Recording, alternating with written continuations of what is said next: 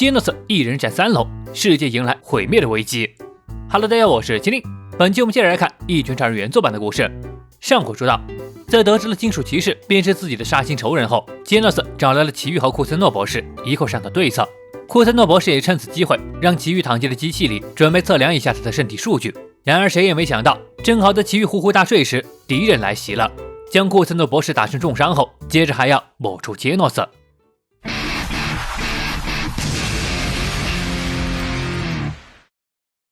看着怀里奄奄一息的库森诺博士，杰诺斯脸色阴沉的吓人。身前来袭的3位敌人嘴里发出的 AI 声，在他眼里就如同曾经杀害了家人的疯狂改造人一样，而如今再一次从他身边夺走亲人，他发誓一定要将他们挫骨扬灰。话音落下，其中体型最高大的敌人一拳冲他挥了过来，杰诺斯反应迅速，用手臂挡了下来，脚下猛地一发力，径直一拳打在其腹部，但没料到那人吃了这一拳根本就没反应，反倒是又一拳抡出，将杰诺斯轰飞了出去，嘴里还嘲讽道：就这一点程度吗？比预想中要弱很多呢。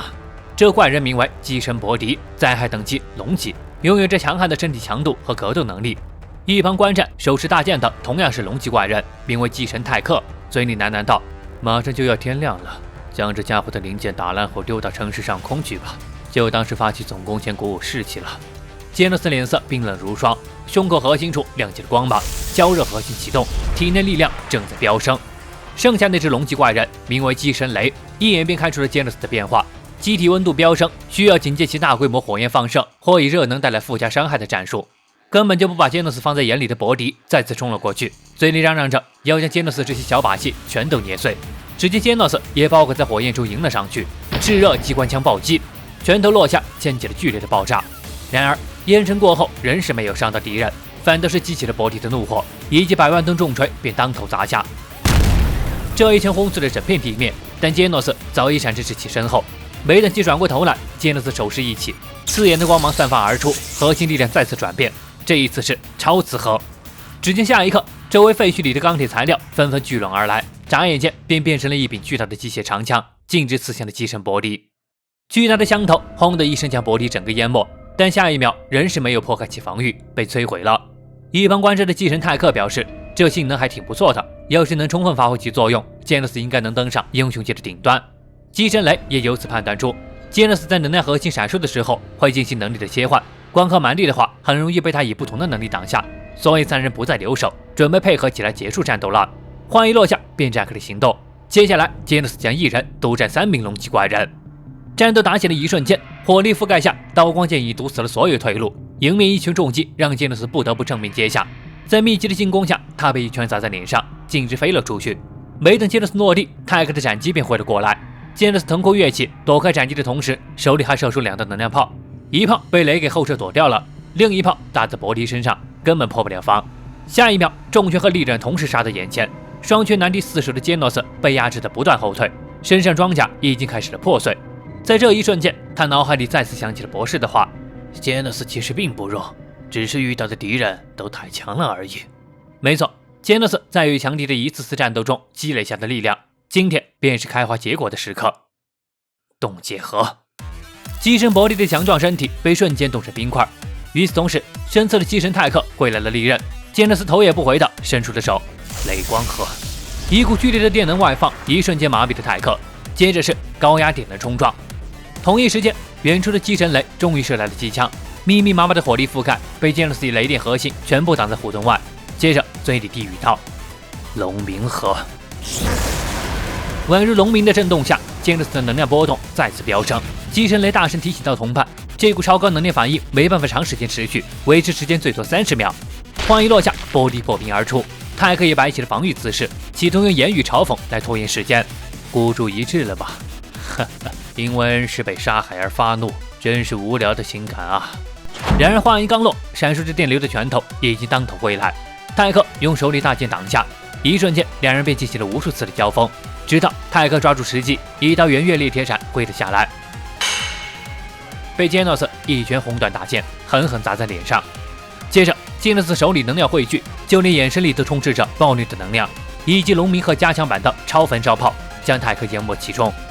紧跟着是破冰而出的伯迪挥来重拳，嘴里怒吼着：就你那点程度的能量，根本破不开我的装甲，来呀，我看你能坚持几秒。拳头跟着话音一块落下，却被杰诺斯侧头躲开，还以一招重机关枪暴击。远处 OB 的击神雷启动了双管枪炮，就准备火力全开。迎着漫天炮火，杰诺斯一记流星正击砸在其脑门上。看似过了许久，实则在转瞬之间，击神雷和泰克已经在杰诺斯的猛攻下彻底解体了。而就在此刻，那继承伯利不甘心的怒骂道：“区区人类改造的小鬼，竟然比他们最高级 AI 还强大，这种结果无论怎么计算都不可能。”一边说着，只见那两同伴的残躯开始向他聚拢，下一刻竟变得更加高大威猛。哈哈，你以为本大爷只会打拳吗？将其他技能零件吸收并强化身体，才是本大爷的真正实力。如今吸收了2台机神系列，本大爷已经无敌了。话一落下，说到的拳头便挥了过去，然而竟被杰诺斯给躲开了。接着又是潮水般的拳头落下，在一声剧烈的轰鸣下，杰诺斯借着烟尘旋转一跃而起，使出了自上而下的一招终极粉碎扣杀。结束战斗后，机体剩余能量9%。一连干掉了3只龙级怪人，杰诺斯没有停下脚步，想回到库森的博士身边。然而就在此刻，新的高能量反应再次来袭，前面有5台，后面有2台，看那样子是和刚才那3个龙级怪人一个级别的强敌。但他的支援也终于赶到了。杰诺斯，后面的就交给你了。简单交代后，奇遇径直走向了身前的5只怪人。一瞬间，什么火箭弹、机械触手，甚至是流星锤都从奇遇砸了下来，落在奇遇身上，响起了剧烈的爆炸。但结果理所应当的被奇遇全军覆没。正面的战斗结束得很快，身后的2只怪人也被杰诺斯以装甲彻底损坏为代价解决了。奇遇看出了杰诺斯此刻行动不便，表示他现在立马带库塞诺去医院抢救。然而刚将其抱起，就令库塞诺博士发出虚弱的声音，让奇遇不用麻烦，他已经没救了。在最后的时刻，他告诉了杰诺斯，在零件仓库里藏着他留作王牌的最后一套装甲，让杰诺斯用那份力量想办法从那些人手里逃出去。还有，他一直想向杰诺斯道歉，因为他赋予了杰诺斯战斗的力量，把他也带上了这条复仇之路。他曾想过放弃战斗，和杰诺斯去过平静的生活，但最终还是走到了这一步。他怪自己太晚醒悟，让杰诺斯原谅他。话一落下，博士便没了气息。杰诺斯沉默了片刻，向博士深深鞠了一躬。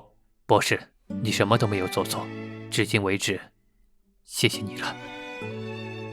不久后，在库森诺博士的零件仓库里，杰诺斯进行了最后一次装甲升级。一身霸气十足的精密装甲，让杰诺斯正式踏入了顶尖英雄的行列。这就是库塞诺留下的最终改造版本吗？是的，老师。经过这次袭击，也让杰诺斯知道了敌人察觉到了他们的行动，已经没有时间再慢悠悠地做准备了。他冲奇遇说道：“奇遇老师，他们似乎正计划着发起总攻，是针对英雄协会还是全世界？暂时不知，但必须防范于未然啊！我现在就去金属骑士的研究所。”行，那我也一块儿去。师徒俩决定好后，便准备出发。但就在此刻，脚下的城市里传来一声声轰鸣，敌人来袭了。距离2人最近的 W 市，一片火光正朝着城市中央蔓延，倒塌的大楼、坠落的飞机，淹没在爆炸里的街道，宛如一场末日的来临。正在城市另一侧出任务的英雄们都纷纷停下了脚步，往那片爆炸声看去，好像有什么东西正在肆意破坏城市。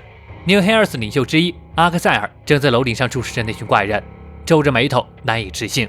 还有纽黑尔斯首领布鲁也张着大嘴看着那群破坏城市的怪人，是一群一模一样的机器人，所过之处都摧毁在他们的激光炮下。通过监控看到这一幕的童弟更为惊讶，因为那整齐划一的机器人就像一支训练得当的军团，正企图毁灭世界。好了，到这里就是《异血原作版》第27篇的全部内容了。杰诺斯一人战3楼是看得热血沸腾，其余随手秒5楼也塑造了经典名场面，但还是遗憾没登上几次的库森诺博士就这么牺牲了。当然，也有很多小伙伴认为博士不会这么轻易牺牲，兴许这死掉的只是一个替身而已，又或者这一切都只是库森诺博士为了给奇遇测量身体数据制造的幻境罢了。总之不管怎样，接下来的重点是机器人毁灭世界。不出意外的话，本片的最高潮就快来了，杰诺斯能否复仇成功呢？好了，那么喜欢该系列的别忘了点赞和关注哦。在麒麟主页还能找到异形重置版的解说。本期视频到这里就结束了，我是麒麟，我们下期再见。